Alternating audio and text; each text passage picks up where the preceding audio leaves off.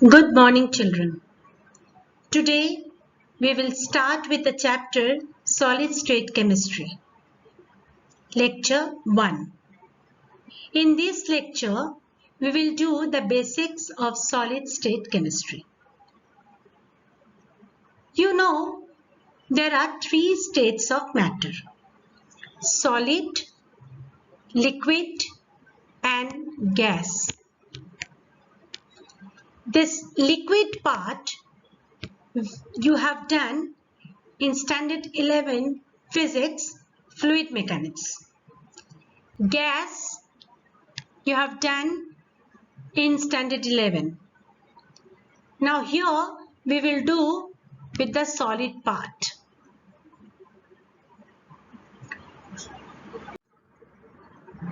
What is a solid? Solid is having a definite shape. It is having a definite volume. It is highly incompressible. That means it is very difficult to compress. If you want to compress it, you will find it difficult. They are rigid in nature. The constituent particles are held closely by strong intermolecular forces. The molecular force is too high. Their particles are held closely by strong intermolecular force, and because of that only they are highly incompressible. And as their intermolecular force is very high, as they are highly incompressible, they are rigid also. And they are having the constituent particles are in fixed position. So, in a way, we can say that all these 4 points are together. They are highly incompressible, they are rigid in nature, the constituent particles held closely by strong intermolecular forces, and their fixed position of constituents.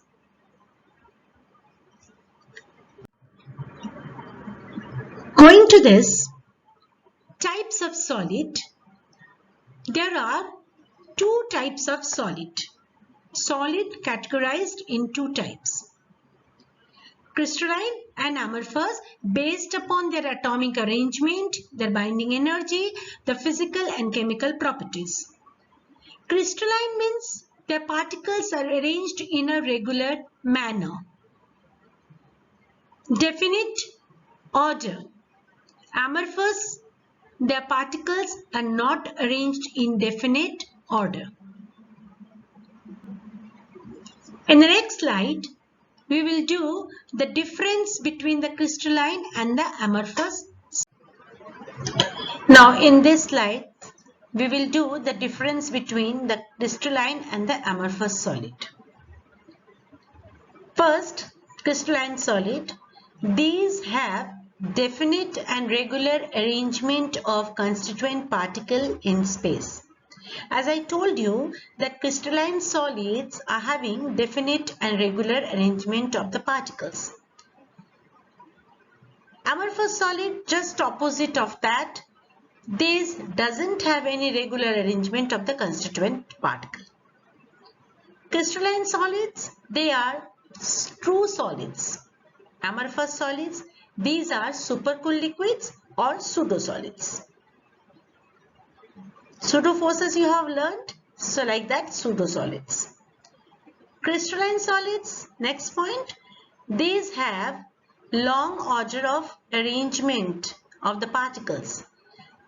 They are having, the crystalline solids are having definite and regular arrangement of the constituent particles, and this will give them a long order of arrangement. Amorphous solid, these have short order of arrangement of particles. Now come to next point, that is number 4. I'm just putting a star mark over here. This point is actually little important. These are anisotropic in nature, and in amorphous solid it is said these are isotropic in nature. Now what is anisotropic and what is isotropic in nature? These two are the new words you are seeing in solid state chemistry. Anisotropic in nature means their physical properties are different in different direction. That means suppose you are taking the direction like this, the properties that you will get, if you will take in this direction, the properties of the solids will be different from the previous one, and if you will go from this direction, the properties of the solid will be different in this direction again. So in all the directions, the properties will be different. That is anisotropic. You know why this is happening? Because the arrangement of the particles are proper in crystalline solid. So let us suppose the molecules, the particles are arranged in this way.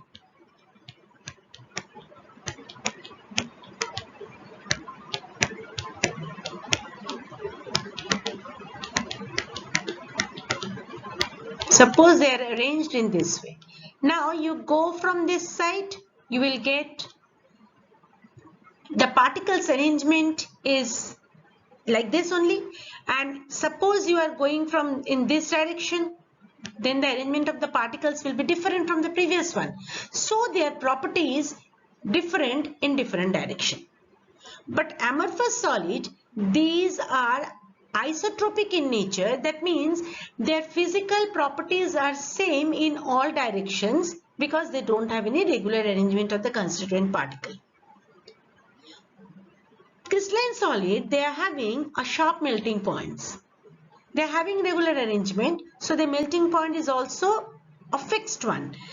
Suppose 512, 709, like that. It's a fixed melting point. But amorphous solid, it is having over a range of temperature. Melting point is varying over a range of temperature. 519 to 523. 714 to 719, like that. And the last one, they undergo a clean cleavage. That means their arrangement is regular, so you will cut, if you cut it, you will get a clean cleavage. Amorphous solid, they undergo irregular cleavage when they cut.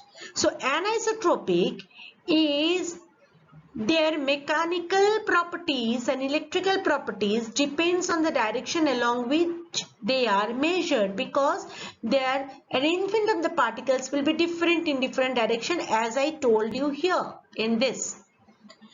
Isotropic, that is, they have similar physical properties in all direction because the constituents are arranged in random manner. So suppose you have to write the example of crystalline solid. You can write here number 7 point, NaCl, KCl, MgCl2, any ionic product you can write. And amorphous solid, glass, wood, then rubber, all these are amorphous solid. From these slides, see the in board exams, the questions are coming. Write down the difference between crystalline solids and the amorphous solids. That can be one question.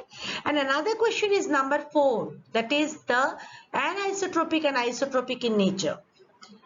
Write the difference between anisotropic and isotropic. Or define the term anisotropic or isotropic. Okay. So this slide is a little bit important. So read it carefully. Next, the crystalline solid. Crystalline solids are categorized in 5 different forms: atomic solid, molecular solid, ionic solid, covalent solid, metallic solid. And the types of solid, intermolecular forces, what is their property, examples, all these are given in these slides. Type of solid, if it is ionic, then ionic solid, intermolecular forces are ion-ion forces. Their properties are they're brittle, they're hard, they're having high melting point. Examples are NaCl, KCl, MgCl2, all these are ionic solids. Molecular solid, intermolecular forces, dispersion forces, dipole-dipole forces, hydrogen bonding. can be present. Properties, they are soft, they are having low melting point, they are non-conducting. Example, H2O, Br2, CO2, CH4, all this. Covalent network, they are having covalent bonds. Properties, they are hard, they are having high melting point.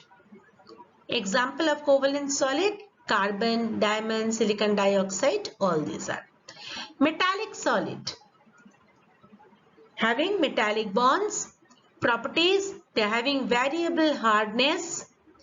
Melting point, they are having conducting, they are good conducting in nature. Example, any metal you can say, sodium, zinc, copper, iron, all these are the examples of metallic solids. Unit cell. What is a unit cell? It is the building block, the smallest geometrical portion of the crystal lattice which can be used as repetitive unit. Let me give you another example. Suppose you want to make a wall. A wall can be made by a simple unit, that is a brick. A brick is having a particular geometrical shape, and with the brick only, the bricks one after another, you are putting the bricks and then you are making a wall. Similarly, in case of the crystal lattice, when I am coming back to chemistry, if you want to make a crystal lattice, then a crystal lattice is made by a small geometrical portion that is coming repetitively to build the whole crystal. And that is known as unit cell. It's a small unit. Repetitively, this unit is coming and then this is making a bigger crystal lattice. See the definition. The smallest geometrical portion of the crystal lattice which can be used as a repetitive unit to build the whole crystal is called unit cell. Now a unit cell, here the unit cell that is shown is a cube. It's a cubic unit cell. It is also known as the primitive unit cell. I'll come to this afterwards again. What is primitive unit cell? It's a very basic one, basic unit cell. Now it is having a shape that is cube. Now a unit cell can be better, in a better way I can explain it with 6 parameters. There are 6 parameters to describe a unit cell. What are these parameters? Edge length. A cube is having edges, length, breadth and height in 3 different axes. So the edges are A, B and C. And the angle between these axes, these edges, the angle between B and C is known as alpha. The angle between A and B is known as gamma. The angle between A and C known as beta. With these 6 parameters, 3 edges and 3 angles between the axis, between the edges, the unit cell can be described.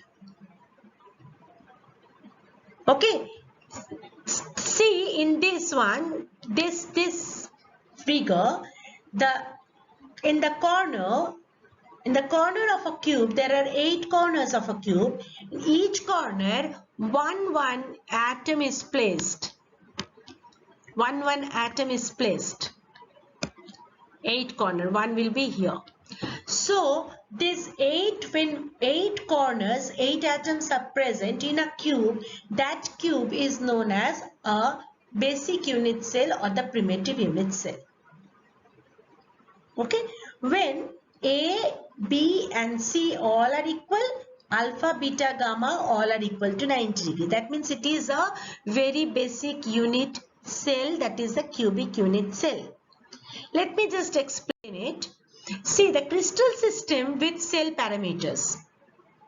There are 7 types of primitive unit cell are possible, and that has been done by a scientist named Brevis. So these are known as the Brevis crystals. Brevis crystal. The first one, that is cubic one, where the cell dimensions A is equal to B is equal to C, and the angles between them alpha is equal to beta is equal to gamma is equal to 90 degree. Very basic one. Number 2, orthorhombic. A is not equal to B is not equal to C, but alpha is equal to beta is equal to gamma is equal to 90 degree. Tetragonal. A is equal to B is not equal to C, alpha is equal to beta is equal to gamma is equal to 90 degree. Next is number 4, monoclinic. A is not equal to B is not equal to C, and alpha is equal to gamma is equal to 90 degree, beta is not equal to 90 degree. Triclinic. A is not equal to B is not equal to C, alpha is not equal to B is not equal to gamma is equal to 90 degree. Is not equal to 90 degree. See the first one and the fifth one. The first one was the cubic one and the fifth one is the triclinic one. The cubic one was having the first one, that is the cubic one. Cubic one. What was there? A is equals to B is equals to C, and alpha is equals to beta is equals to gamma is equals to 90 degree. And this is the first one, this is the first one, and the fifth one, this is the fifth one. First and the fifth, these two. Triclinic, alpha is not equal to beta is not equal to gamma. A is not equal to beta is not equal to C, and alpha is not equal to beta is not equal to gamma is not equal to 90 degree. So these two are totally opposite. So these two you can remember very well. Hexagonal, A is equals to B is not equal to C, alpha is equal to beta is equal to 90 degree, gamma is equals to 120 degree. Rhombohedral or trigonal, A is equals to B is equal to C, alpha is equal to beta is equal to gamma is not equal to 90 degree. Yes, you have to learn this. You have to learn all these things. This two table, you have to remember this. Am I clear? Next. Types of cubic crystal. There are 4 types of cubic crystal. Cubic crystal. Cubic crystals. There are 4 types of cubic crystals. First one is simple or primitive type. Second is body centered. Third is face centered. And fourth is end face center.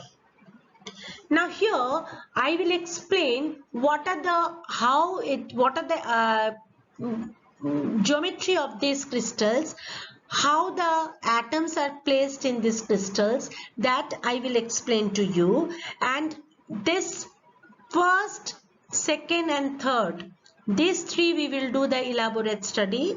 The fourth one is not so important, so we will not do that. Only I'll tell you what is the geometry of this cell. Next, simple or primitive type. Simple or primitive type means this is a cube, and in this cube 8 corners, 8 atoms are placed. You are sitting in a room. There, just imagine, see in the room how many corners are there where you are sitting. In a room, there are 8 corners. Now, in each corner, if you are keeping one atom, then that unit cell is known as simple or primitive unit cell. Children, I just want to tell you something here. This solid state chemistry, you have to imagine a lot of things. Actually basically it is a 3-dimensional dimensional concept. Sitting at home only, you have to imagine, you have to visualize all these things. Am I clear? Now, next is body-centered cell. What is body-centered? Body-centered cubic system, that there is a room, 8 corners in a room, place 8 atoms, and at the center of the room also place one more atom. If the arrangement is like that, that is known as body-centered cell or body-centered cubic unit. 8 corners, 8 atom, along with that, one at the center of the cube. That is known as body-centered or BCC. Next is your face-centered. Face-centered means you are sitting in a room. Just think, you are sitting in front of you, there is a wall. That is maybe wall number 1. At the back, there is another wall, wall number 2. At the left hand side, there is another wall, wall number 3. Right hand side, another wall, wall number 4. Roof is one side or wall, that is 5, and floor is another one, that is 6. So there are 6 phases in a cube. In a cube, there are 8 corners and 6 faces. Now, face-centered cell means 8 corners, 8 atoms will be there. Along with that, one atom in each of the faces. There are 6 faces, so one atom will be in each faces and 8 corners, 8 atom. If it is so, then that cell is known as face-centered cell. Like in this cell, you can see in this cell, there are 8 atoms in 8 corners. 1, 2, 3, 4, 5, 6, 7, 8. These are in 8 corners, and the 6 are in the 6 faces. This is 1, this is 1, this is 1, this is 1, this is 1, and this is 1. Okay, so one side, 2 sides, 1 side, 2 sides, 3 sides, 4 sides, 5 sides, and 6 sides. So there are 6 atoms in 6 sides. That is known as face-centered cell. In face-centered, 8 corners, 8 atoms will be there, and one atom will be in the opposite phases. This is and this is just in the opposite phases. So this is known as end face-centered cell. I think up to this much is clear. There are 4 unit cells. One is simple 8 corners, 8 atom only. Next is your body-centered 8 corners, 8 atom, and in between the cube, in just at the center of the cube, there will be one, and face-centered 8 corners, 8 atoms, and 1 atom in each face. End face-centered 8 corners, 8 atoms, and opposite 2 faces, 1 atom each. Now next is types of unit cell. The first one is the primitive cubic unit cell. This is a basic one, primitive cubic unit cell. What is the contribution of an atom in a particular unit cell? That will be explained here. See, in this figure, you can understand this figure, there are 8 cubes. See, 1, 2, 3, 4, 5, 6, 7, and 8. There are 8 cubes in this figure, and 1 atom is placed at one corner. Now this atom is placed at one corner. Now this atom is distributed, shared between 8 adjacent unit cell. 4 unit cell in the same layer. These are the 4. 1, 2, 3, 4. 4 in the same layer, and 4 unit cell of the upper or the lower layer. Suppose you are keeping one atom here in this corner.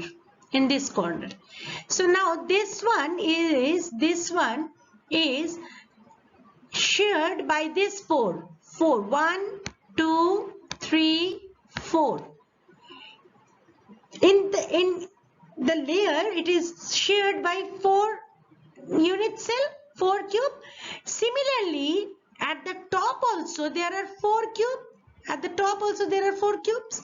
So each atom is shared by 4 unit cell, 4 cubes. So the contribution of one atom for one cube is only 1/8, because one atom is shared by 8 cubes. One atom is shared by 8 cubes. In primitive unit cell, as I told you that each atom will be at the corner. 8 corners will be 8 atoms. So if you are keeping one atom at one corner, so it will be it is sharing by 8 cubes only.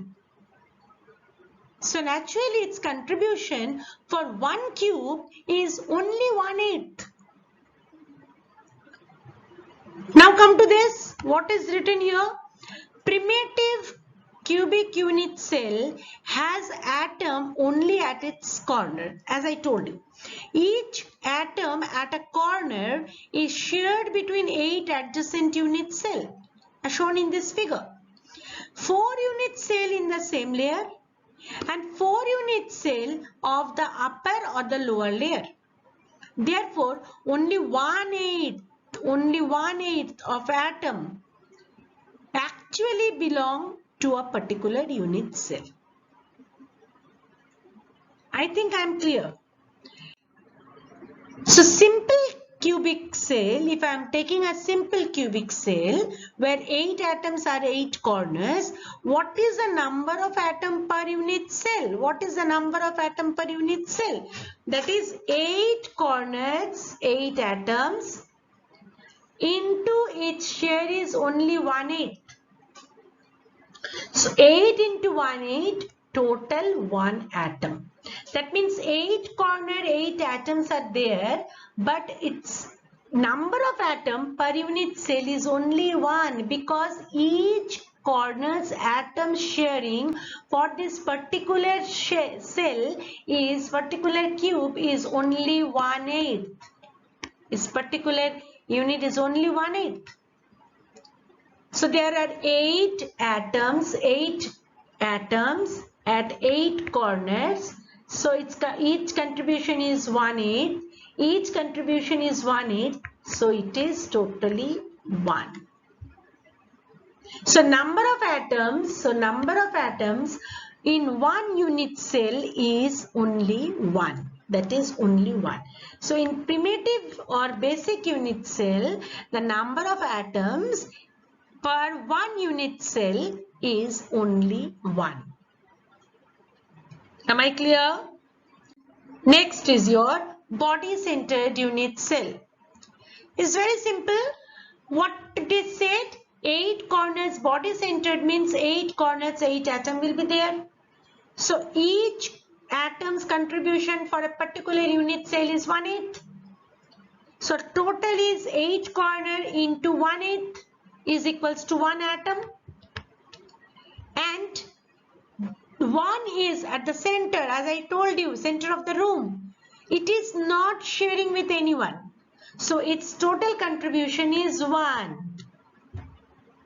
So total number of atoms per unit cell is 2. It is 2. So in body-centered unit cell, the number of atom is 2. Number of atom is 2. See the figure? There are 8 corners, 8 atoms. Each corner's distribution is sharing is, see this figure, 8 corner, 8 atoms, 8 corner, 8 atoms. And 1 is at the back. So its sharing is 1/8 and 1 is in the middle. This one is in the middle. So its sharing is total 1, full 1. It is not sharing with anyone. So the total number of atoms are 2 in body-centered unit cell. Now go to face-centered unit cell. As I told you, face-centered means all 8 corners, 8 atom will be there. So for a single unit, for a single cube, what will be the contribution? 8 corners. Each atom's contribution is 1/8. So total number of atom is 1. This one, total number of atom is 1. 8 corners atom in 1/8 atom per unit cell. So its contribution is 1. And as I told you that for face-centered unit cell, each face, each one atom will be there. So now you just think you are sitting in a room, in front of you in the wall, just put a big ball. Okay? Big ball, just put it. Or suppose on the in the roof you are just putting a big ball. Now there is another floor. So that floor, that is the another house floor and your roof is there. These two faces are sharing with each other. Now if you are keeping one ball in your roof, it is shared by the other one's floor. So if you are keeping one atom in one side, it is sharing by 2 phases. So that means one atom share for a particular unit is half, because it is sharing with another one also. So its sharing is half. That is why 6 phases, but there are 6 phases. Each one sharing is half. 6 phases. So 6 phases into its sharing is half. So it is 3 atoms. 3 atoms. So per unit cell of face-centered, the 8 corners, 8 atoms, each one's contribution is 1/8. So corners atoms will give you total 1 atom for each unit cell. And for each unit cell there are 6 phases. Each phase is one atom you are putting, and each contribution for a particular unit cell is half. So there are 6 phases. So 6 face-centered into half. So it is giving you 3 atoms. Total is 4 atoms. Total is 4 atoms. Total atom is 4. Clear? Just see this figure. See this figure. Each side there is 1. This one, this one, this one you are keeping. And 8 corners, 8. 1, 2, 3, 4, 5, 6, 7. And 1 is not shown. It is at the back side. Okay. So there are the number of atoms in a face-centered unit cell for a particular unit cell that is a particular cube. If it is face-centered, then the total number of atoms per unit cell is 4.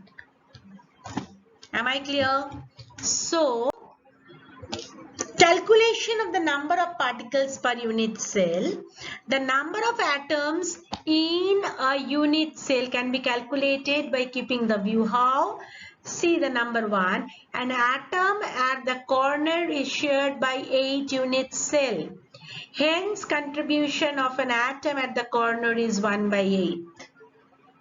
An atom at the face centered, at the faces, shared by 2 unit cell. Hence, the contribution of an atom is half. An atom at the body centered is belongs entirely to it. It is not sharing with anyone. So its contribution is 1. This is for the primitive 8 corners 8. Body center 1 is in the middle. So this is the body center, and face center 6 faces, 6 atoms. This is the face center. I think it is clear to you that total number of atoms per unit cell of a primitive one, of a primitive cubic cell, of a basic cubic cell is 1.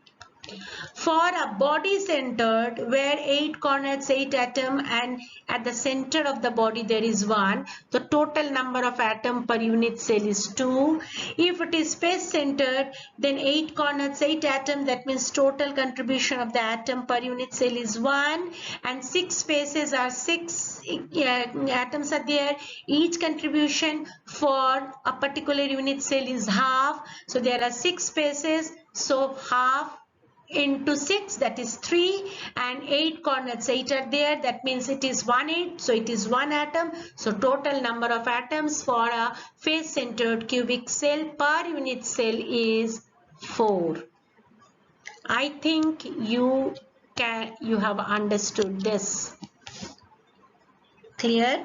I'm going to the next slide. See, this is a numerical question. An ionic compound has a unit cell consisting of A ions at the corner. A ions at the corner of a cube. Okay? And B ions at the corner of the faces. And B ions at the corner of the faces of a cube. What is the empirical formula of the compound? What will be the empirical formula of the compound? A ions at the corner. This you have to see, 8 ions at the corner.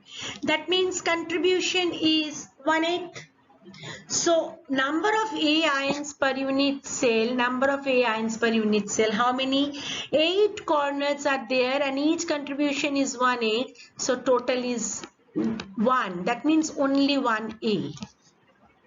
And number of B ions per unit cell, they are the faces. They are the faces of the cube. What does it mean? In each face, one atom. So in a cube, there are 6 faces. In a cube, there are 6 phases. So in each phases, one atom is placed.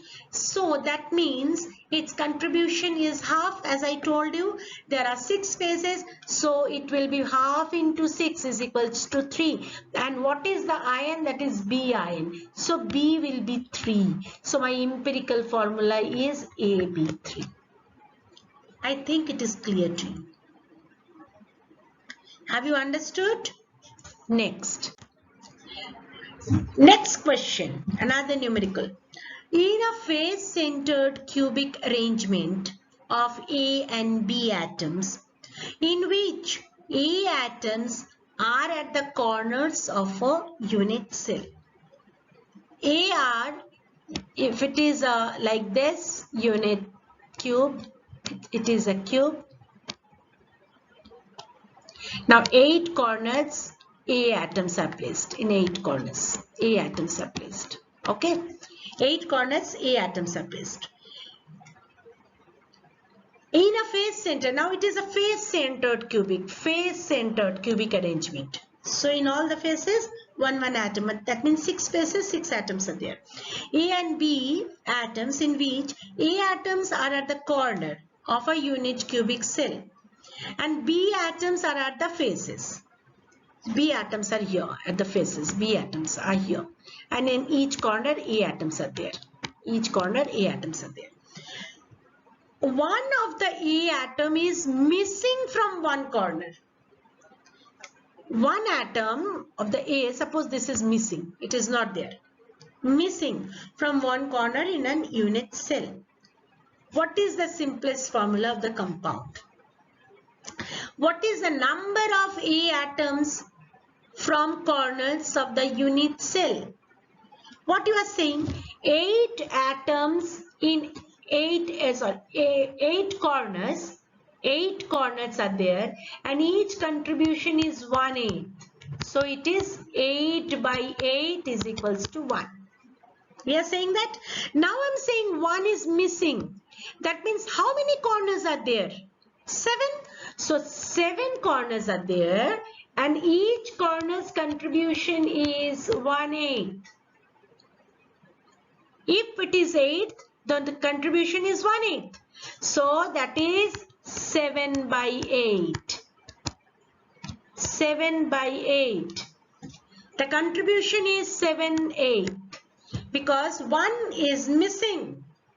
But distribution is 1/8.